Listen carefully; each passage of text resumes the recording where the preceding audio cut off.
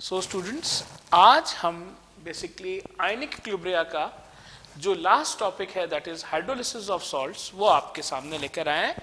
और इस टॉपिक को अगर कॉम्पिटिटिव पॉइंट ऑफ व्यू से देखा जाए तो ये एक बहुत बहुत ज़्यादा इंपॉर्टेंट टॉपिक होता है। अब चलिए इस टॉपिक को स्टार्ट करते हैं। तो सबसे पहला क्वेश्चन हमारे पास जो आता है वो ये आता है कि हाइड्रोलिसिस ऑफ सॉल्ट होती क्या है। तो सबसे पहली चीज कि सॉल्ट बनता कैसे है ये आपको पता ही है। एसिड और बेस का जब न्यूट्रलाइजेशन होता है तो बेसिकली सॉल्ट और वाटर बनता है। तो neutralisation is the process of formation of salt, but hydrolysis of salt is basically the reverse of neutralization. That means कि जब कभी भी आप किसी सॉल्ट को हाइड्रोलाइज करते हैं या जब किसी सॉल्ट का वाटर के साथ रिएक्शन होता है तो एसिड और बेस वापस से जनरेट हो जाते हैं और ऐसे एक्ट को हम बेसिकली हाइड्रोलिसिस ऑफ सॉल्ट कहते हैं। और जब ऐसा होता है तो आप हमेशा एक चीज ध्यान रखिएगा कि कुछ मिली इक्विवेलेंट्स एसिड के और कुछ मिली इक्विवेलेंट बेस के जनरेट होते हैं और जिनके मिली इक्विवेलेंट्स ज्यादा होते हैं वो बेसिकली नेचर ऑफ सॉल्यूशन को डिटरमाइन करता है। तो अगर मिली इक्विवेलेंट्स बेसिकली एसिड्स के ज्यादा हैं तो नेचर ऑफ सॉल्यूशन एसिडिक होगा और अगर बेस के ज्यादा हैं तो जो नेचर ऑफ सॉल्यूशन है वो बेसिकली बेसिक होगा। तो चलिए यहां पर जब हम हाइड्रोलिसिस ऑफ सॉल्ट्स पढ़ते हैं तो प्राइमरीली हमें तीन केसेस को स्टडी करना होता है और वो तीन केसेस हैं salt of strong acid and weak base, पहला केस। दूसरा salt of strong base and weak acid and तीसरा केस है बच्चों salt of weak acid and weak base. लेकिन इसमें हमें पढ़ना क्या है, इसमें हमें निकालना क्या है, पहले हम इस चीज की यहां पर बात करते हैं। तो जो पहली चीज हमें निकालनी होती है यहां पर वो होता है हाइड्रोलिसिस कांस्टेंट। वो होता है हाइड्रोलिसिस कांस्टेंट जिसको हम KH से रिप्रेजेंट करते हैं। अभी देखेंगे कि कैसे निकलेगा, लेकिन पहले आपको प्राइमरीली तीन बातें जो इसमें हमें निकालनी होंगी हम उसको डिस्कस करते हैं। दूसरा है बच्चों H, जिसे नॉर्मली ओस्टवाल्ड्स डाइल्यूशन लॉ में हम अल्फा कहते थे, डिग्री ऑफ डिसोसिएशन कहते थे। तो क्योंकि मैं यहां पर हाइड्रोलिसिस की बात कर रहा हूं ऑफ सॉल्ट की, तो यहां पर ये जो H है इसको हम कहेंगे डिग्री ऑफ हाइड्रोलिसिस। और तीसरी बात कि जितने भी मैंने केस स्टडीज आपको यहां पर पढ़ाए हैं उनका एक डेफिनेट पीएच होगा। वो लेस देन 7 हो सकता है, वो ग्रेटर देन 7 हो सकता है और उनको निकालने का क्या फॉर्मूला होता है बेसिकली हम इसको यहां पर डिस्कस करेंगे। तो चलिए सबसे पहले हम ये देखते हैं कि हम हाइड्रोलिसिस कांस्टेंट को कैसे निकालेंगे। अब देखिए, मान लीजिए आपके पास एक सॉल्ट है और ये सॉल्ट है Ba। तो जब Ba की बेसिकली हाइड्रोलिसिस होगी तो जब सॉल्ट की हाइड्रोलिसिस होगी तो उसका करस्पॉन्डिंग एसिड और बेस जनरेट हो जाएगा। और आपको पता होता है कोई भी कांस्टेंट हो, चाहे वो हाइड्रोलिसिस कांस्टेंट हो, चाहे वो एसिडिटी कांस्टेंट हो, चाहे वो बेसिसिटी कांस्टेंट हो, वो कोई भी कांस्टेंट अगर निकालना होता है तो उसको निकालने का तरीका लॉ ऑफ मास एक्शन पे बेस करता है।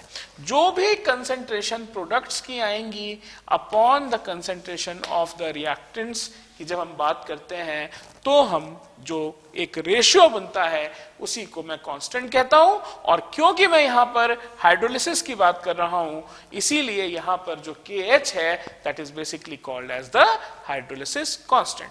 तो as per the law action of mass action जब हम अप्लाई करेंगे तो आप देखिए ये HA की कंसंट्रेशन यहां आ गई, BOS की कंसंट्रेशन यहां आ गई और जब मैंने इसको Ba की कंसंट्रेशन से डिवाइड किया तो जो चीज निकली उसको हमने कहा हाइड्रोलिसिस कांस्टेंट। अब water is basically a non limiting reagent here, ये हमेशा एक्सेस में होता है इसलिए मैं इसको इस इक्वेशन में नहीं दिखा रहा हूं। अब देखिए जब हमने यहां पर हाइड्रोलिसिस कांस्टेंट निकाल लिया तो हमें डिग्री ऑफ डिसोसिएशन या डिग्री ऑफ हाइड्रोलिसिस निकालनी होगी। तो चलिए इसको मैं आपको एक तरीके से निकाल के दिखाना चाहता हूं और ये पूरी चीज को हम यहां पर सेट करेंगे। मान लीजिए आपके पास एक सॉल्ट है और वो सपोज वो सॉल्ट मान लीजिए AB है, ठीक है। तो जब ये टूटेगा तो A पॉजिटिव और B नेगेटिव में टूटेगा, ठीक है। तो मान लेते हैं कि यहां पर अगर इनिशियली इसके बच्चों 1 मोल होते हैं तो इसके 0 होते हैं और ये 0 होते हैं, ये हमने पढ़ा है ओस्टवाल्ड डाइल्यूशन लॉ में। मान लीजिए इसमें से H जो है या डिग्री ऑफ हाइड्रोलिसिस की जब मैंने बात कर रहा हूं, इसमें से H पोर्शन खत्म हो जाता है, तो that means 1 minus H moles इसके बच जाएंगे और यहां पे हमारे H और H हमें यहां पर बेसिकली मिल जाएगा। तो अगर हम यहां पे K की वैल्यू को निकालेंगे तो आप देखेंगे कि जब मैं मोल्स को कंसंट्रेशन से मल्टीप्लाई कर दूं तो आप देखेंगे कि यहां पर ये कंसंट्रेशन हो गई इक्विलिब्रियम पे, और अगर वॉल्यूम के टर्म्स में लिखना है बच्चों तो इसको मैं लिखूंगा 1 माइनस H अपॉन V। ये ऐसा क्यों करते हैं आप देख सकते हैं जब मैंने बेसिकली ओस्वाल्ड्स डाइल्यूशन लॉ पढ़ाया था। तो अगर हम कंसंट्रेशन फैक्टर को यहां पर जज करेंगे तो हम देखेंगे जो K है उसमें हमें basically concentration of A positive और B नेगेटिव लिखनी पड़ेगी, और बेसिकली यहां पर AB जो मैंने सॉल्ट का सपोज टाइप लिया है वो लिखना पड़ेगा। तो जो A पॉजिटिव की कंसंट्रेशन है वो CH है और जो B नेगेटिव की कंसंट्रेशन है वो CH है, और जो AB की कंसंट्रेशन है बच्चों वो आ रही है C1 माइनस H। और आप यहां देखेंगे ये C से C ये कट जाएगा। दैट मीन्स जो हमारे पास K आएगा, और अगर जो इलेक्ट्रोलाइट है या जो हमारा सॉल्ट है वो बहुत वीक है, ठीक है, एक वीक सॉल्ट की हमने बात करी, तो ये 1 माइनस अल्फा लगभग 1 के बराबर हो जाएगा। तो जो आपके पास बचेगा बच्चों वो बचेगा C अल्फा स्क्वायर। तो अगर यहां से आप H की वैल्यू निकालेंगे तो आप यहां देखेंगे कि H की वैल्यू K बाय C आ जाएगी, K बाय C आ जाएगी। और क्योंकि हम यहां पे बेसिकली डिग्री ऑफ हाइड्रोलिसिस निकाल रहे थे तो इसलिए जो कांस्टेंट यूज कर रहे हैं वो KH यूज होगा, that is called as hydrolysis constant. तो देखिए ये हमारे पास एक रिलेशन आ गया H का जो कि डिग्री ऑफ हाइड्रोलिसिस है, KH जो है हाइड्रोलिसिस कांस्टेंट है, और जो C है ये पर्टिकुलर कंसंट्रेशन है। तो दो फैक्टर्स जो हमें यहां निकालने हैं that is KH and H, ये मैंने डिराइव करना आपको यहां पर बता दिया है। अब देखते हैं कि जो केस स्टडीज में हम बेसिकली जो KH, H और PH निकालेंगे ये कैसे निकालेंगे। देखिए हम अगर केस A को कंसिडर कर रहे हैं बच्चों, जिसमें हमने लिखा है कि सॉल्ट ऑफ स्ट्रॉन्ग एसिड है और वीक बेस है, ठीक है। तो स्ट्रॉन्ग एसिड्स आपको पता ही है, जितने भी मिनरल एसिड्स होते हैं HCl, HNO3, H2SO4, they are all included under the category of strong acids. Strong acids वो जो कम समय में कंप्लीटली अपने पार्टिकल्स में आयनाइज हो जाते हैं उनको हम स्ट्रॉन्ग एसिड्स कहते हैं। वीक बेस वो होते हैं जो कम समय में कंप्लीटली अपने आयंस में आयनाइज नहीं हो पाते, उनके कुछ मोल्स बच जाते हैं। और जब कभी भी हम बात करते हैं पार्शियल की तो आप हमेशा देखेंगे हम कभी भी स्ट्रॉन्ग एसिड या स्ट्रॉन्ग बेस की बात नहीं करेंगे, हम हमेशा बात करेंगे वीक बेस की। तो एक चीज बड़ी क्लियर है, आप यहां पे समझिएगा कि जो भी फॉर्मूले में टर्म्स आएंगे वो हमेशा वीक के कंटेक्स्ट में आएंगे, चाहे वो स्ट्रॉन्ग वीक एसिड हो या वो वीक बेस हो। और अगर दोनों ही वीक होते हैं तो आप एक चीज कंपेयर करिए, वो दोनों ही वीक फॉर्मूले में आपको कहीं ना कहीं नजर आएंगे। तो चलिए इसी चीज पे हम देखते हैं कि देखिए salt of strong acid and weak base, तो मैंने आपको बोला कि यहां पे हमें वीक बेस को ही कंसिडर करना है। तो जो हमारा KH होता है वो किसके बराबर होगा बच्चों, उसका एक फॉर्मूला होता है KW अपॉन KB। अब यहां पे ये चीज KW क्या है? ये कुछ नहीं है, ये हाइड्रोलिसिस कांस्टेंट ऑफ वाटर है। ये हमने आपको पहले भी पढ़ाया है। KW जो होगा वो H पॉजिटिव आयन और हाइड्रोक्सिल आयन की कंसंट्रेशन का प्रोडक्ट जो होता है वो KW हो जाएगा। तो बेसिकली आप यहां पे देख सकते हैं, तो KH का फॉर्मूला बन गया KW अपॉन KB। KB क्यों लिया? क्योंकि यहां पे वीक को ही हमें कंसिडर करना है, हम पार्शियल डिसोसिएशन का केस कंसिडर कर रहे हैं। और देखिए H जो होता है वो KH/C अंडर रूट होता है। अब हमें क्या करना है कि हमें यहां पर इस KH की वैल्यू को यहां पुट अप कर देना है। तो दैट KH की वैल्यू क्या आ रही है बच्चों? KW/KB यहां आ गई और ये कंसंट्रेशन आ गया। दैट मीन्स हमारा डिग्री ऑफ हाइड्रोलिसिस भी निकल गया। अब यहां पर एक क्वेश्चन आ जाएगा कि जो इसका pH होगा वो बेसिकली 7 से ज्यादा होगा या वो 7 से कम होगा। तो आपको यहां पर इस चीज को समझना है कि जो pH होगा यहां पे डेफिनेटली 7 से कम होगा बच्चों। अब इस चीज को आप समझिए कि यहां पे एक pH निकालने का जनरल फॉर्मूला होता है, ठीक है, लेकिन मैंने वो फॉर्मूला इसलिए नहीं लिखा है क्योंकि वो थोड़ा सा बच्चों के लिए कंफ्यूजिंग हो जाता है। लेकिन मैं आपको ये बताऊंगा कि यहां पे वो फॉर्मूला कैसे यूज किया जा रहा है। तो बेसिकली जो pH होता है वो आप देखिए, उसको निकालने का जो कंप्लीट फॉर्मूला है that is minus log KW minus log KB plus log C। ये मैं आपको एक इक्वेशन के लिए बता रहा हूं बच्चों, और आप ये समझ जाइएगा कि ये कैसे हमने अप्लाई किया। तो मैंने ये फॉर्मूले में ये वैल्यूज क्यों पुटअप करी जो थोड़ी सी हमें इजियर लग रही है। तो चलिए देखते हैं ये 7 कहां से आया, पहले ये समझते हैं। और आप एक चीज डेफिनेटली समझ सकते हैं कि ये 7 देखिए हर जगह आ रहा है, ठीक है, ये 7 हर जगह आ रहा है, ठीक है। तो जब आप यहां पर इस चीज को निकालेंगे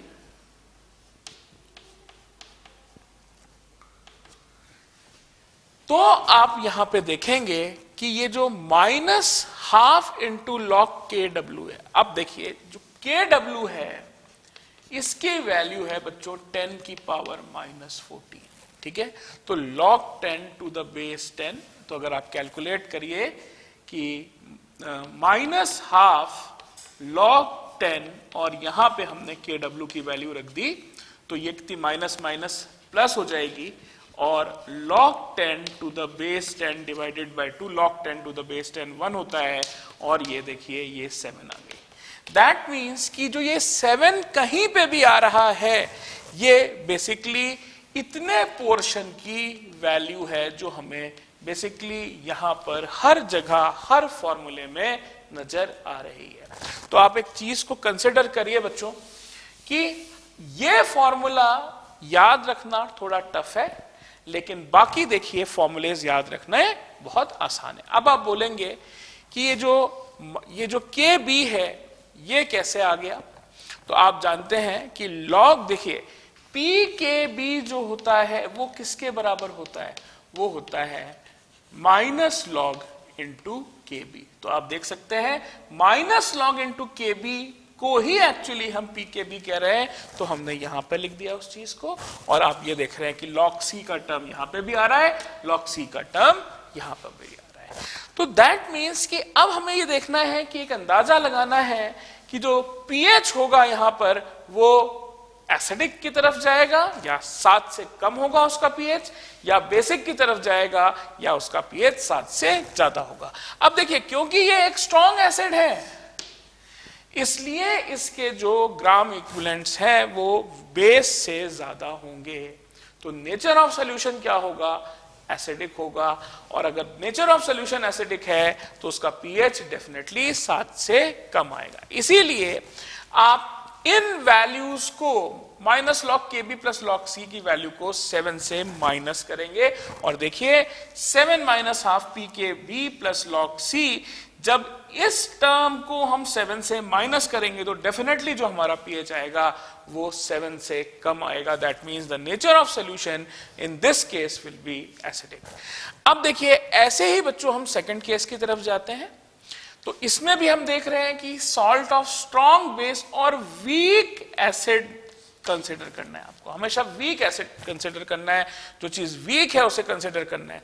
तो देखिए यहां पे वीक बेस था और यहां पे वीक एसिड है, तो आप देख रहे हो कि के बी की जगह यहां पे के ए यूज किया जाएगा। हाइड्रोलिसिस कांस्टेंट का फॉर्मूला बन जाएगा के एच इज इक्वल टू के डब्ल्यू अपॉन के। इस वैल्यू को आप इस फॉर्मूले में पुटअप करिए, के डब्ल्यू अपॉन के इंटू सी का अंडर रूट, आपके पास डिग्री ऑफ डिसहाइड्रोलिसिस निकल गया। अब यहां पे क्योंकि एक स्ट्रॉन्ग बेस है, तो आप यहां पे देखिए जो ग्राम इक्विवेलेंट्स होंगे वो बेस के ज्यादा होंगे, तो पीएच जो है 7 से ज्यादा आएगा। इसीलिए देखिए यहां पे 7 plus this value will actually give a pH which is greater than 7।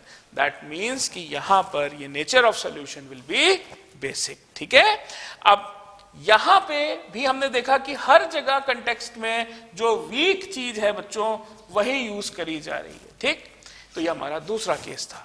अब हम जा रहे हैं तीसरे केस में, और तीसरे केस में एक बहुत इंटरेस्टिंग चीज है कि यहां पर दोनों ही चीजें वीक हैं। आप वीक एसिड को भी कंसिडर कर रहे हो और आप एक वीक बेस को भी कंसिडर कर रहे हो। तो देखिए फॉर्मूले में क्या आएगा, जो चीज वीक होती है वो लिखी जाएगी के एच इज इक्वल टू के डब्ल्यू, तो वैसे ही रहेगा, और दोनों चीज जो वीक है उनके कांस्टेंट्स आप यहां लिख देंगे। इस वैल्यू को आप यहां पुटअप करेंगे, आपके पास देखिए के डब्ल्यू अपॉन के इंटू के बी इंटू सी का फॉर्मूला बन जाएगा, आपकी डिग्री ऑफ हाइड्रोलिसिस निकल जाएगी। अब बात है कि जब दोनों चीज वीक हैं तो पॉसिबिलिटी इस चीज की नहीं है कि जो नेचर ऑफ सॉल्यूशन है वो एसिडिक होगा, it will definitively be basic. ये एक छोटा लॉजिक है जो आपको अप्लाई करना है, लेकिन क्योंकि यहां पर दोनों ही चीजें एसिड और बेस वीक है तो कंसंट्रेशन बहुत कम है, कंसंट्रेशन बहुत मैक्सिमम डाइल्यूशन की तरफ है, इसीलिए यहां पे कंसंट्रेशन फैक्टर फॉर्मूले से खत्म हो जाएगा और आप सिर्फ पीके में से पीके की बी की वैल्यू को माइनस करेंगे। नेट फॉर्मूला बनेगा pH is equal to 7 plus half, मैं यहां पे अलग से लिख रहा हूं, नेट फॉर्मूला बनेगा pH is equal to 7 plus half P K A minus P K B.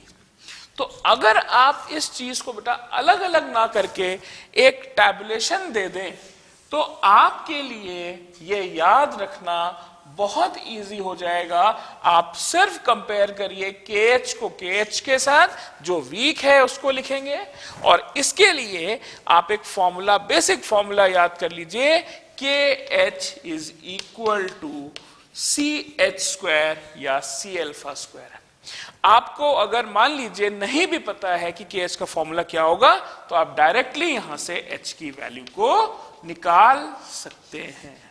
ठीक है, अब बात यह रही कि आप कैसे इस चीज को याद करेंगे कि पीएच क्या है। तो बहुत सिंपल सी बात है, पहले दो फॉर्मूले में आप देखेंगे जिसमें स्ट्रॉन्ग है 7 से उसको माइनस करना है, लेकिन जो वीक पोर्शन है और जो कंसंट्रेशन की वैल्यू है उसको आपको हाफ करना है। तो फॉर्मूला बन गया 7 minus half P K B plus log c. पहले दो केसेस में कंसंट्रेशन फैक्टर की अकाउंटेबिलिटी होगी, क्योंकि यहां पर एक कंपोनेंट स्ट्रॉन्ग है तो डेफिनेटली उसकी कंसंट्रेशन हमें कंसिडर करनी होगी। लेकिन लास्ट केस में हम देख रहे हैं कि यहां पर दोनों कंपोनेंट्स वीक हैं, इसलिए यहां पर कंसंट्रेशन डाइल्यूशन फैक्टर उसका जो है वो बहुत ज्यादा हो जाएगा और हम कंसंट्रेशन को फॉर्मूले से निग्लेक्ट करेंगे। तो बेसिकली इस नोट पे आज मैं अपना टॉपिक, जिसको हम कहते हैं हाइड्रोलिसिस ऑफ सॉल्ट, इसको यहां पर एंड करता हूं।